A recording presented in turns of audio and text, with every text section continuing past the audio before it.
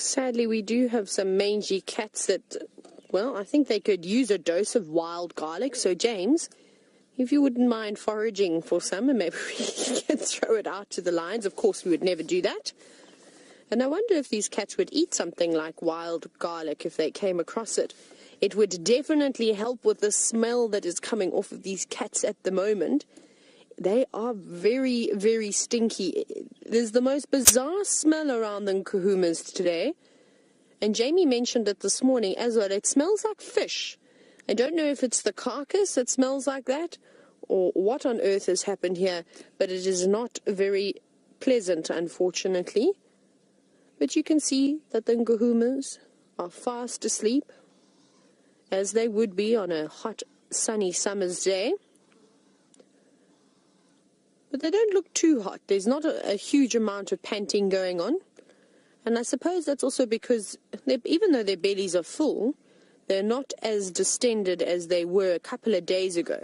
So I'm sure that buffalo carcass must be almost done. But I don't even know if they've pulled it out of the drainage line. It was very, very difficult to try and, of course, have a look at it. Because the day before, they'd dragged it right into a very hard area to have a look at. But I don't think that there's too much left. Now, there's 3 adult lionesses here, and all the cubs are laying about in between them. So I suspect that the youngest lioness and Amber Eyes and Mr. Nkuhuma are just off into the distance somewhere, probably lying just a little bit away. And we see that quite often with Amber Eyes and the youngest lioness. They seem to enjoy each other's company quite a bit, even though they love the rest of the lionesses and they all have strong bonds between each other. It's like you always have a favorite. They probably just maybe have a better connection than the others. Maybe the common denominator with the 2 of them is that they don't have cubs. And the other 3 lionesses, the ones we're looking at, of course, have had lots of little cubs. But fast asleep. I reckon that lioness is probably going to move as her head is now in the sun. You can see as it starts to drop a little bit further down towards the horizon, the sun is starting to creep in, so she might shuffle. So we might get a bit of excitement, a little bit of movement. But remember, this is, of course, a live safari, so we'd love to hear from you. So if you have any questions about these gorgeous cats, you're welcome to hashtag Safari Live on Twitter, or you can send us an email, questions@wildearth.tv. Like I said, myself, James and Jamie love to have chats with you, so please send on some questions. There's a big stretch.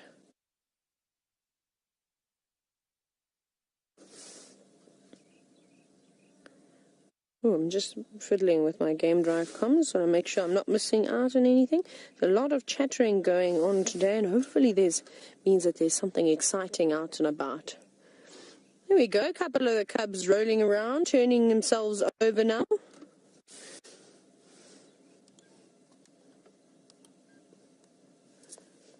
But no, not for too long though, just a quick scratch. Maybe a fly was biting it or an ant. And then, of course, back to sleep again. We probably won't stay with these cats for too long because I suspect that we're going to sit and watch sleeping cats for the next hour at least. We might go and have a scratch and, like I said, check some of the big dams and have a look and see if there's any buffalo wallowing away in them, or perhaps a herd of elephants coming down to drink. And then we will come back a little bit later.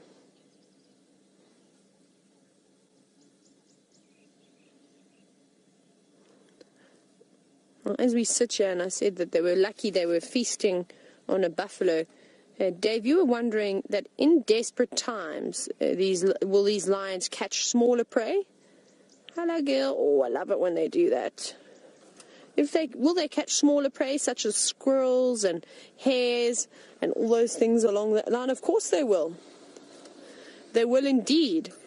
Especially these younger cubs as they start to learn. I'm waiting until we see them catch a francolin and we just see a ball of feathers in the air. That'll be quite exciting because we've seen a couple of francolins and spurfowls take some risks and come quite close to the pride as they're lying about, either to, feast on the maggots that we often see on the carcasses, or even, just, I don't know, living dangerously, keeping life interesting.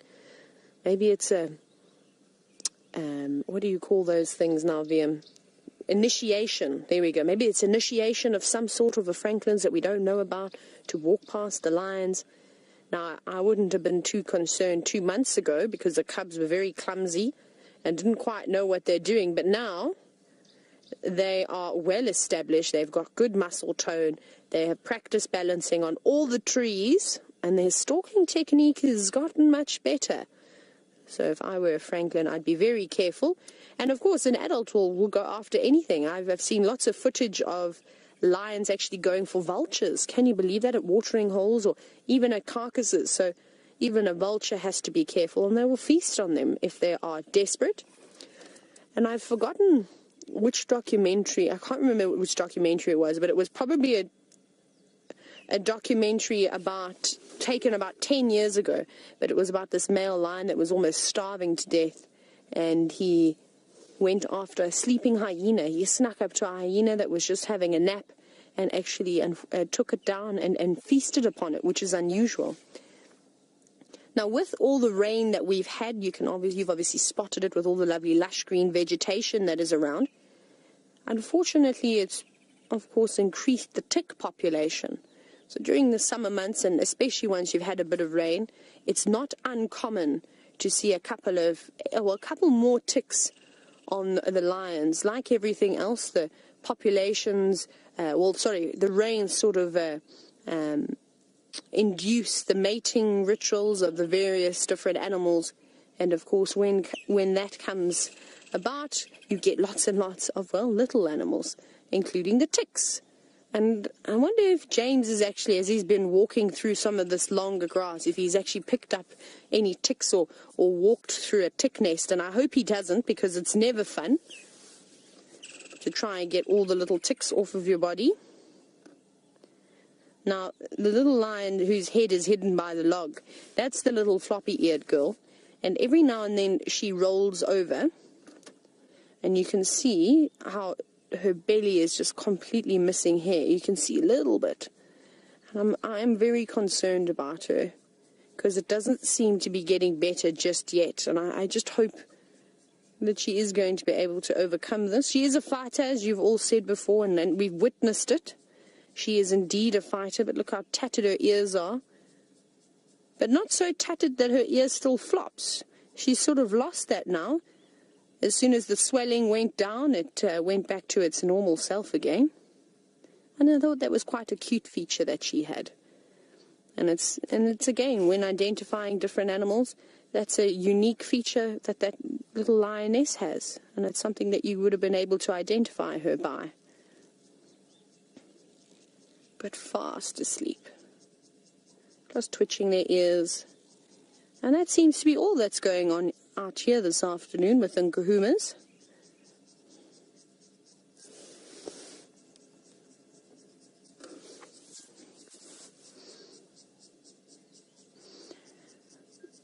You can see all their ears look a little bit tattered. Now that could be a combination from the ticks or even just the flies that are about, and they will bite. There's lots of biting flies at the moment. Sometimes you see it with your dogs, how their ears start to bleed, and of course you know that that's the flies. Now, Saz, you were wondering, why don't we see as many male lions in a coalition as we see female lions in a pride? And Zaz, that's just because the females are more social than the males. Obviously, it's a matriarchal system that you have within a pride. And then, of course, the coalition of males, they come and go. That will change a number of different times. It depends, of course, on how long that pride will stay together. And normally, you'll only see one male lion. Up here, coalitions are quite common, though, in the Sabi Sand. And the biggest coalition, I think, was the Mapohos, the 6 male lions. And then, of course, the Birminghams were 5-2. But those are exceptional coalitions. Even though we see it up here quite often, it's actually not that common to see. Like I said, normally it's just one male, maybe 2 males. But we're very, very spoiled to see such large coalitions of lions in the Sabi Sand. They're very, very lucky. But then, as you've seen with the Birmingham boys now, is that it has changed. They've completely split up, but they still greet each other when they see each other. But they've sort of spread themselves out to sort of cover a bigger territory, I suppose. And I think it was quite clever of them. The only thing that, of course, you need to worry about is that if all of a sudden 4 young male lions came in and it was just Mr. Mfumo with the Nkuhuma pride, he would not stand a chance facing them all on his own. When his brothers have gone off looking after the Torchwood pride, maybe just, popping past the Styx pride or any of the other lions. Oh, there we go. He can see her belly. So then they, of course, that's of course the negative side of what the Birminghams have done, how they have split up now. They don't have the strength in numbers. But that hair is completely gone. There are a couple of ticks you can see on her belly. And she should be able to groom herself, so I wonder if she's just not feeling tired and weak. But that can't be very nice. She looks so itchy. Oh, I'm so sorry, my girl. Let's just keep our fingers crossed that the rain will help her immunity push through. Like we said, it's not the first time she's pushed through something. She's definitely a fighter. Oh, look at her little tail as well.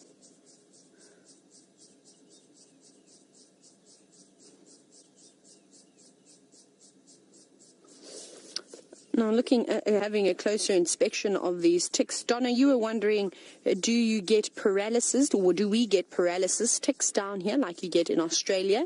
That's a good question. I'm not sure.